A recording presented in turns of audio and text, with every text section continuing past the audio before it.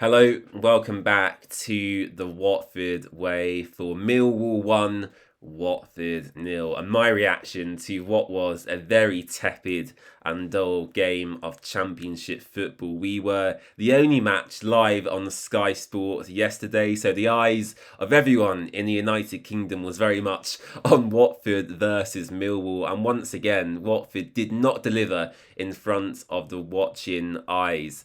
Yeah, it was, as I said, extremely dull, depressing, disappointing. A lack of creativity was evident throughout. I thought defensively, again, bar maybe Max Lane, everyone struggled in that Watford back line. And the red flags for me started when I first saw that Watford starting 11, and notably a couple of players who weren't even in the squad at all. There was no Mamadou Doumbia and no Pierre Duomo. And the club and the Watford Observer have not come out to state that these two players are injured. So it seems like by all accounts, they were just left out of the matchday squad on merit, which is, certainly an interesting call for PAULO to make. A couple of notable mentions were that Formosa Mendy and Papa Mendy made their Watford debuts in this game.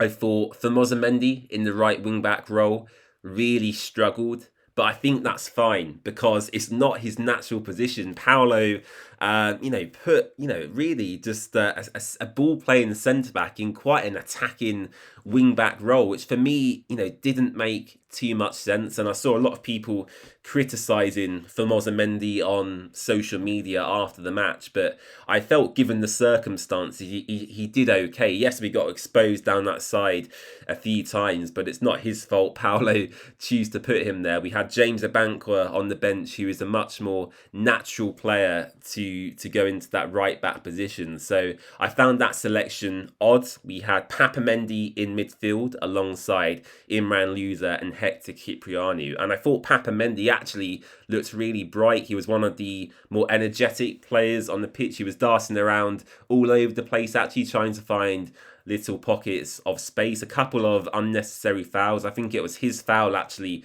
that ultimately led to the Millwall free kick being scored, which is of course slightly unfortunate. But yeah, I thought he looked energetic. But overall, the team selection was odd. I mentioned the exclusion of Doumbia and Duomo, but for me the big issue was Kwadwo Bar, Luka Kiramgard and Rocco Vata all sitting on the bench, unable to affect the game in any meaningful way. Kiramgard and Bar eventually come on around the 60th, 70th minute mark, but Rocco Vata come on with about 5 minutes left to play. And of course, if you guys have played football at any level, you will know it's extremely difficult as an attacking player to influence and get into the rhythm and tempo of the game with such a short time span to come into. So, yes, some odd decisions from PAULO yesterday. Semedo and Iran Kunda just didn't work. And I thought the game was actually two really poor teams coming up against each other. Yes, I could argue Millwall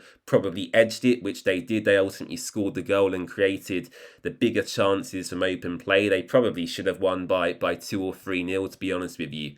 But yeah, another defeat on the road for Watford. I think it's well over 250 days now since we saw an away win. That was all the way back at Middlesbrough in February, I believe. So yeah, a record that goes back all the way to last season. PAULO isn't getting the best out of this group as it stands, and unfortunately, and this as well will come on to his future, I do feel his position is very quickly becoming untenable. And the reason I say that is primarily because he has actually received a good amount of backing in the transfer window. I know Watford haven't spent loads of money in terms of actual transfer fees paid out to other clubs.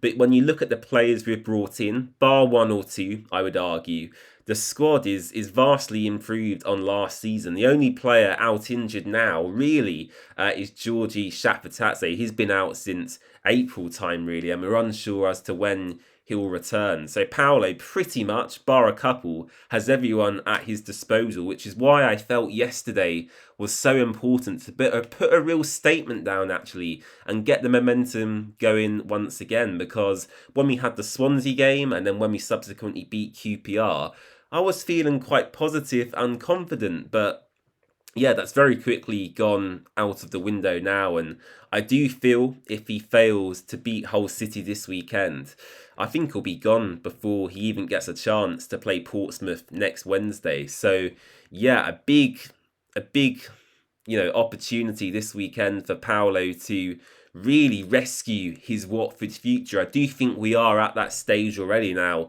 We've not had the dreaded vote of confidence yet by Watford. They haven't released a club statement saying they still back PAULO, but I do think we are, getting towards that territory now. And by all accounts, I put out a couple of polls on social media last night after the game. I would say 85% of Watford fans want him gone already. So, yeah, only still, a small minority back in Paolo Pezzolano, which is sad to see. And I do feel in this case, out of all the managerial sackings I've disagreed with, maybe in this case it's actually justifiable. But my one frustration is how we got back here once again. We had such good work in the transfer market this summer, and then we appoint a relatively unknown manager. So I'll leave it there for my thoughts on Paolo and his future. If he does ultimately get sacked, I'll be here probably live and on several videos to give you my thoughts in a bit more detail. But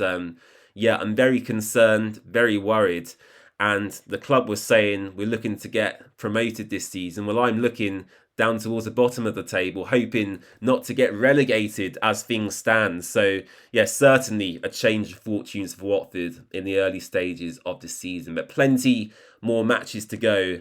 I just hope we can get a positive result this weekend. Let me know your thoughts on Millwall in the comments down below. And don't forget to follow The Watford Way across all social platforms. Bye-bye.